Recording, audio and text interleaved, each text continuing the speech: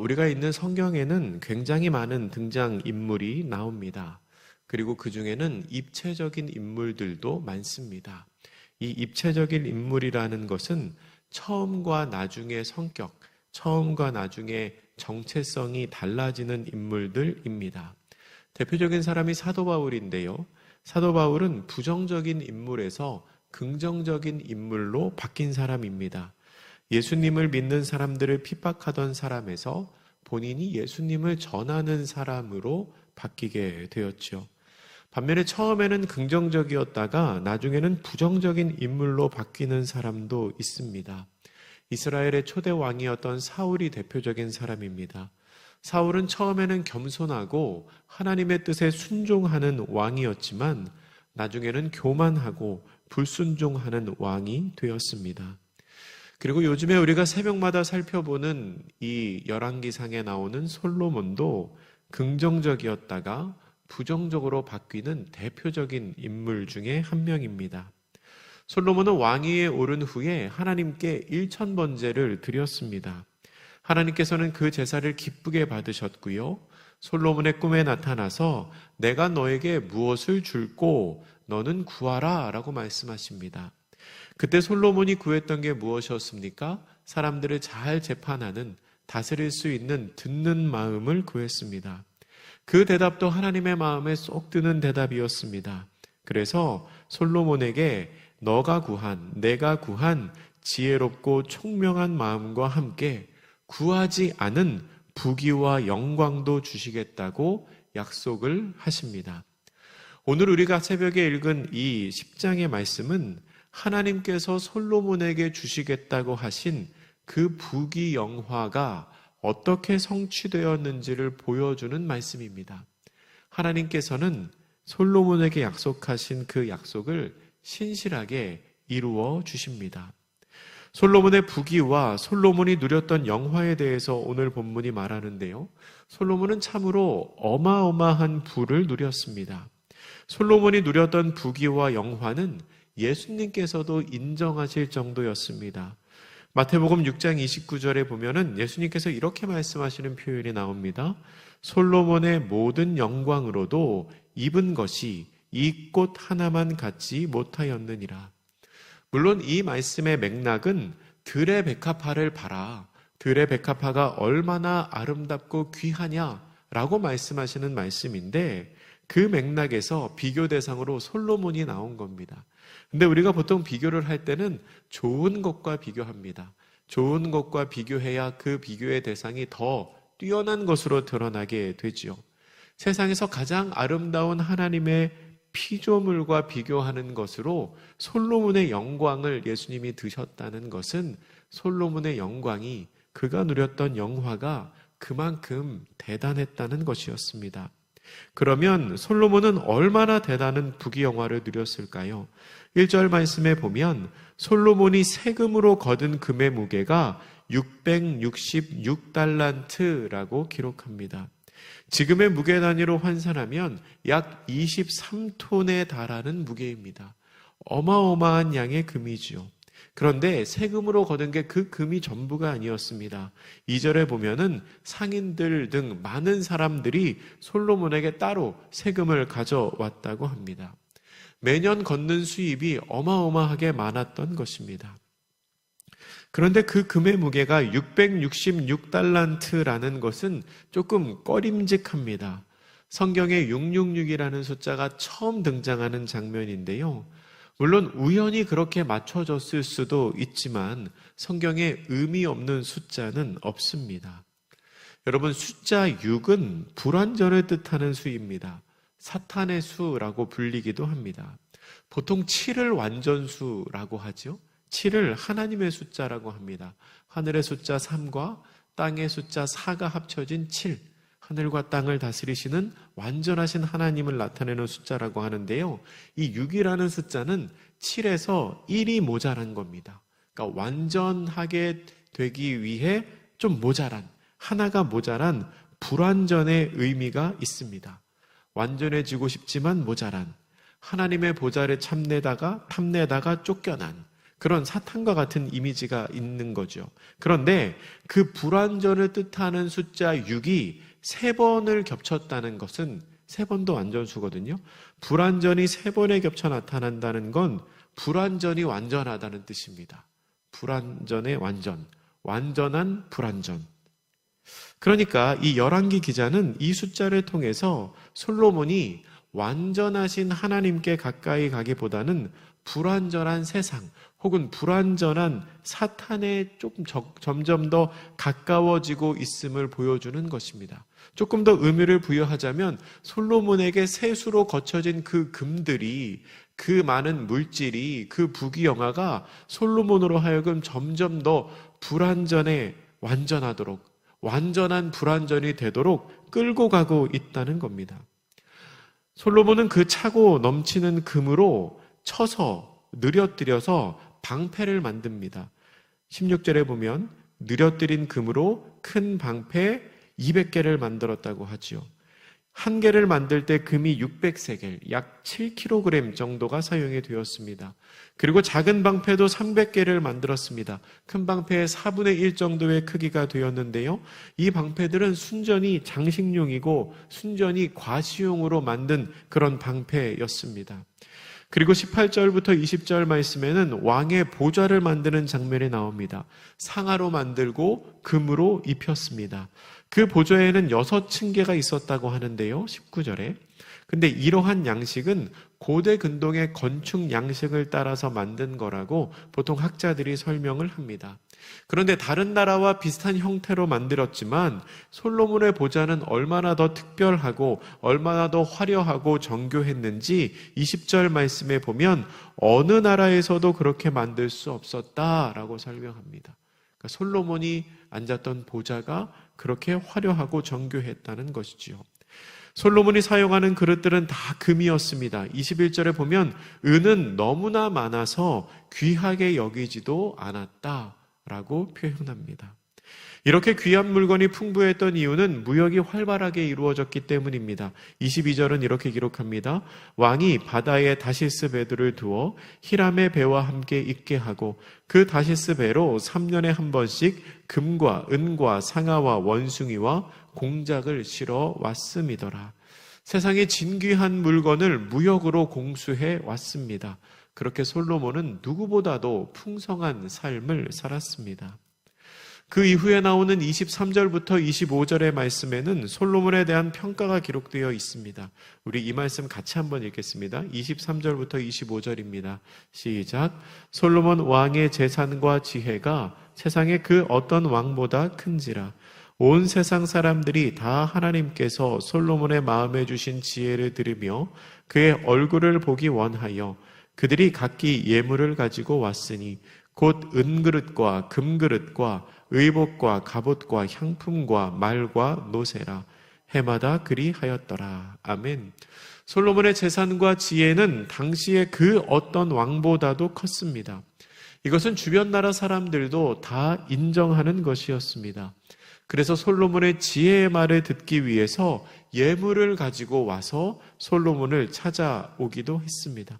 10장 앞에 나오는 시바의 여왕도 그렇게 솔로몬을 찾아온 사람이었지요. 이것은 하나님께서 솔로몬에게 하신 약속이 그대로 성취되었음을 보여주는 것입니다. 열왕기상 3장 12절부터 13절에 하나님이 이렇게 약속하지요. 지혜롭고 총명한 마음과 또 구하지 아니한 부와 영광도 주겠다. 왕들 중에서 너와 같은 사람이 없을 것이다. 하나님께서는 약속하셨고 솔로몬에게 그대로 성취가 된 것입니다. 그렇다면 솔로몬은 어땠을까요? 하나님께서는 솔로몬을 향한 약속을 신실하게 다 이루어 주셨는데 과연 솔로몬은 하나님을 향하여 어떤 마음과 어떤 태도를 드러냈을까요? 본문 26절 이하에 나오는 말씀은 솔로몬이 하나님의 뜻에 순종하지 않았음을 보여줍니다. 26절에 보면 솔로몬은 병거와 마병을 모았고요. 그리고 28절에 보면 애굽에서 말을 사왔습니다. 그런데 이 일들은 하나님께서 이스라엘 왕에게 하지 말라고 금지하신 것들입니다. 우리 말씀을 한번 같이 찾아보겠습니다. 신명기 17장입니다. 성경을 앞으로 넘기셔서 신명기 17장 16절에서 17절 말씀, 신명기 17장 16절에서 17절 말씀인데요. 근데 14절에 보시면 14절 맨 마지막에 이렇게 되어 있습니다. 우리 위에 왕을 세워야겠다는 생각이 들거든, 이렇게 나오죠. 그리고 15절에 내 위에 왕을 세우려면, 이렇게 나옵니다. 그러니까 왕이 하지 말아야 될 것들에 대해서 말하는데 17장 16절 17절을 우리 같이 한번 읽습니다. 시작. 그는 병마를 많이 두지 말 것이요 병마를 많이 얻으려고 그 백성을 애굽으로 돌아가게 하지 말 것이니 이는 여호와께서 너희에게 이르시기를 너희가 이후에는 그 길로 다시 돌아가지 말 것이라 하셨음이며 그에게 아내를 많이 두어 그의 마음이 미혹되게 하지 말 것이며 자기를 위하여 은금을 많이 쌓지 말 것이니라. 아멘. 하나님께서는 일찍이 이스라엘 민족에게 왕이 갖추어야 할 덕목에 대해서 말씀을 하셨습니다. 첫 번째는 병마를 많이 두지 말 것, 두 번째는 그 일을 위해 백성을 애굽으로 보내지 말 것, 셋째는 아내를 많이 두지 말 것, 넷째는 은금을 많이 쌓아두지 말 것이었습니다. 그런데 솔로몬은 이 네 가지를 모두 다 지키지 않습니다. 26절에 나오는 것처럼, 오늘 본문 26절에 나오는 것처럼 병거와 마병을 많이 모았습니다. 그리고 28절에 나오는 것처럼 애굽으로 가서 말을 사왔습니다. 그리고 후궁을 700명, 첩을 300명을 두었습니다. 헤아릴 수도 없이 많은 은금을 모았습니다. 그러니까 하나님이 주신 은혜로 말미암아 풍요로움을 누린 솔로몬이 하나님께서 주신 말씀을 정면으로 거스르고 있는 것입니다. 하나님께서 신명기 17장에서 왕에게 그 네 가지를 금하신 이유는 그런 행위들에 눈을 돌리게 되면 결국은 정치적으로나 영적으로 나라를 망치게 될 것이기 때문입니다.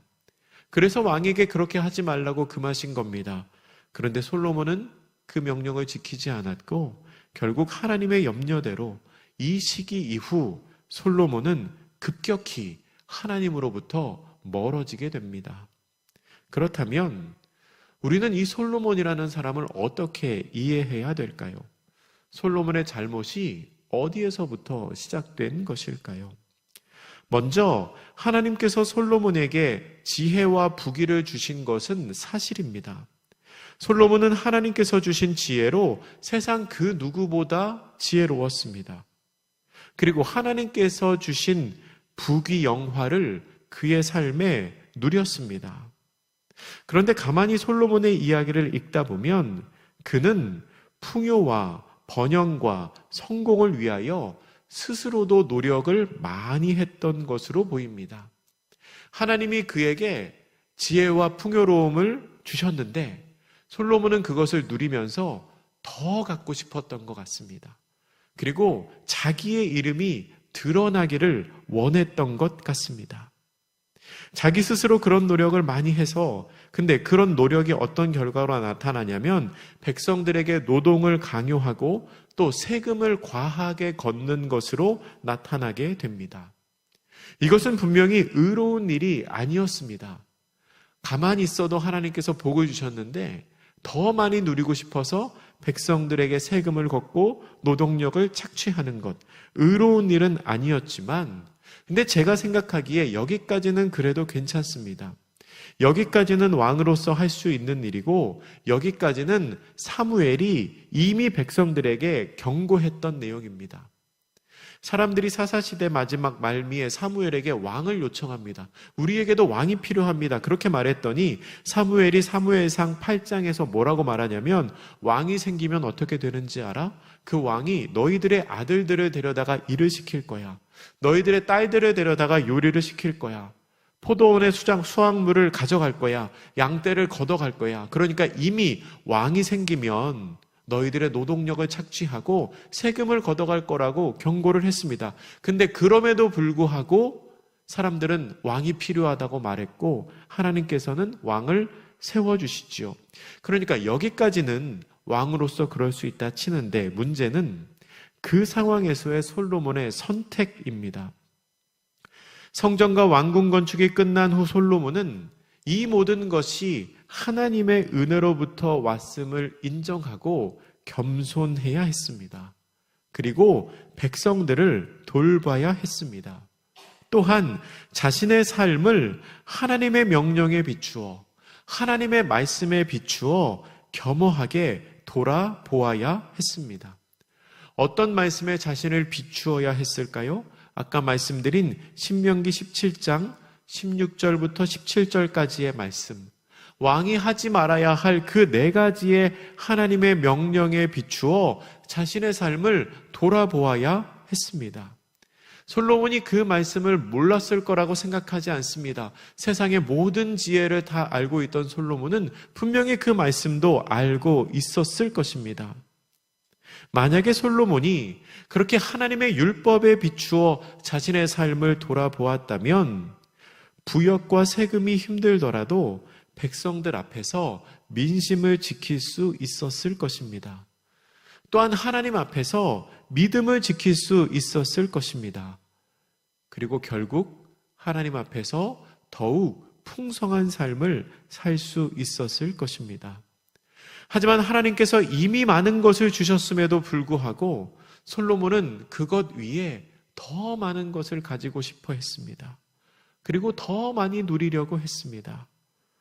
그 욕심이 결국 그의 지혜를 가려서 하나님의 말씀을 보지 못하게 하고 우상 숭배로 나아갈 수밖에 없도록 만든 것입니다. 말씀을 정리하겠습니다. 하나님께서는 솔로몬을 향한 약속을 지키셨습니다. 이 세상 누구와도 비교할 수 없는 지혜를 주셨고요. 이 세상 그 누구보다도 풍성한 삶을 누릴 수 있는 부귀영화를 하나님께서 주셨습니다. 하지만 솔로몬은 하나님 앞에서 신실하지 못했습니다. 솔로몬은 하나님의 명령을 지키지 않습니다. 그리고 그렇게 말씀에 순종하지 않은 솔로몬은 결국 하나님으로부터 멀어지게 됩니다. 그는 왕이 될 때 하나님 앞에 겸손히 일천번제를 드리며 하나님이 주시는 지혜로 백성들을 다스리겠다고 다짐을 했지만 시간이 흐른 후에 그 지혜를 하나님을 섬기는 것과 백성들을 다스리는 것에 쓰는 것이 아니라 자기 자신의 안위를 위해서 사용을 했습니다. 결정적으로 세상에서 가장 지혜로웠던 사람 솔로몬에게 없었던 지혜가 있는데요. 그것은 자기 자신을 돌아보는 지혜가 없었습니다. 세상에 많은 사람들이 자기에게 와서 문제를 상담하고 그 모든 것들에 대한 답을 줄 수 있는 지혜가 있었는데 자기 자신을 돌아보는 지혜가 없었습니다. 시편 119편 105절은 이렇게 기록합니다. 주의 말씀은 내 발의 등이요 내 길의 빛이니이다. 하나님이 우리에게 은혜를 주실 때는 그 은혜가 어디에서부터 왔는지, 그리고 하나님께서 나에게 원하시는 것이 무엇인지 그 뜻을 분별할 수 있어야 합니다. 다르게 말하면 하나님의 말씀 앞에서 나 자신을 돌아보는 지혜가 있어야 합니다. 여러분, 비록 우리에게 솔로몬과 같은 부귀영화는 없더라도 나 스스로를 말씀에 비추어 돌아보는 지혜가 있다면 사실 우리는 솔로몬보다 지혜로운 사람입니다. 솔로몬은 세상에서 가장 지혜로웠지만 말씀에 비추어 자기 자신을 돌아보는 지혜가 없었기 때문입니다. 우리가 오늘 하루도 그 하나님의 말씀을 가까이 하며 하나님의 말씀에 지혜로운 복된 성도님들 되시기를 주님의 이름으로 축복합니다. 기도하겠습니다. 사랑의 하나님, 하나님께서 세상이 감당할 수 없는 지혜와 부귀영화를 허락하신 솔로몬의 모습을 우리가 봅니다. 하나님은 솔로몬에게 신실하셨지만 솔로몬은 하나님 앞에 그러지 못했습니다. 하나님의 말씀에 비추어 자신의 삶을 돌아볼 수 있는 지혜가 없었습니다. 주님, 우리에게는 그 지혜가 있기를 소원합니다. 하나님의 뜻과 하나님의 말씀에 비추어 내 자신을 돌아보고 그렇게 하나님의 뜻대로 살아갈 수 있는 저희들 되게 하여 주시옵소서. 감사드리며 예수님의 이름으로 기도드립니다. 아멘.